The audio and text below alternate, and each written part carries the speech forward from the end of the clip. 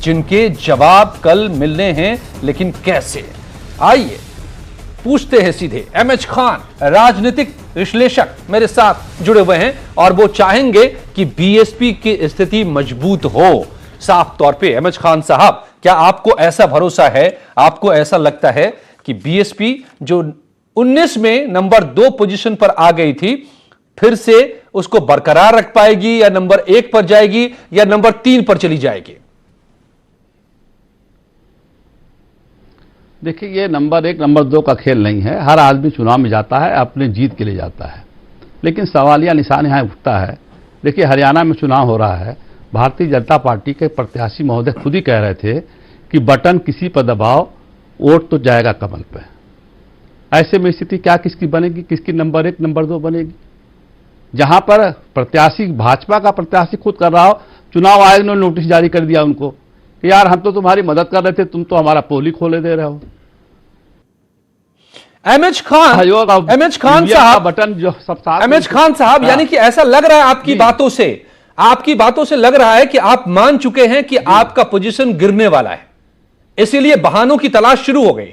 हमारा पोजीशन नहीं गिरने वाला, बीएसपी नंबर 3 या 4 पर जाने वाली है, की हत्या होने वाली। इसका मतलब है आपको अगर भरोसा है अपनी जीत पर, अपने ऊपर कॉन्फिडेंस है। 2017 में उपचुनाव जीते थे आप लोग, सुन लीजिए, गोरखपुर फूलपुर में हरा दिया था बीजेपी को, तब क्या ईवीएम सही था? आप 10 सीटें जीत गए। सुन लीजिए मेरी बात, नहीं, 0 पर थे आप अगर 2014 में। 2019 में 10 सीटें आपने जीत ली, तब ईवीएम क्या उन सीटों पर खराब थे?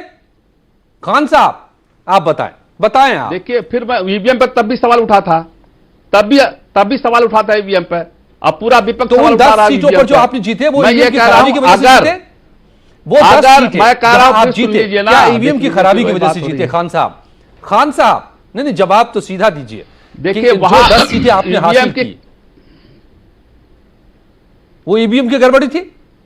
या तो आप मेरी बात सुन लीजिए, या तो आप अपनी बात कह लीजिए। मैं तो आप चुप हो जाता हूं, आप ही अपनी बात कह लीजिए। मैं चुप हूं, आपको सुनने की जरूरत नहीं, जवाब के लिए आप ही कहिए, आप ही बोलिए, आप ही सवाल करिए, आप ही जवाब लीजिए। अजय जी, नहीं, मैं आप ही सवाल करिए, आप ही हमको लगता है कि इनका भाषण सुनने के लिए हम लोग नहीं बैठे हैं। आप भाषण तथ्यों के आधार पर जवाब सुनने हम डिस्कशन में आए हैं, इनका भाषण सुनने नहीं आए हैं। ठीक है, तो हम चुप हो जाते हैं साहब, आप लोग बोलिए। नहीं, खान साहब एक बात का तो जवाब दे दीजिए। मैं समीर जी के पास जाऊं और कांग्रेस के भी समर्थक हमारे साथ, मैं कह रहा हूं तो पूरी बात सुनिएगा। यदि मैंने कहा, यदि सुन लीजिए, अगर मैं, लेकिन अब बट लगा रहा हूं, अगर भारतीय जनता पार्टी के प्रत्याशी ने जैसा कहा है, अगर वैसा हुआ तो लोकतंत्र खतरे में है, और अगर ऐसा नहीं हुआ तो हमारी बहुत अच्छी जीत होने वाली है, ये मैं कह रहा हूं। अगर भारतीय जनता पार्टी के प्रत्याशी ने जो कहा है, जवाब दीजिए। तो लोकतंत्र खतरे में पड़ जाएगा। बड़ी नहीं है, लेकिन बहस फिर ईवीएम पर चली जा रही है। आप जवाब दीजिए कि क्या आप कह रहा हूं ना, अगर ऐसा हुआ तो, अगर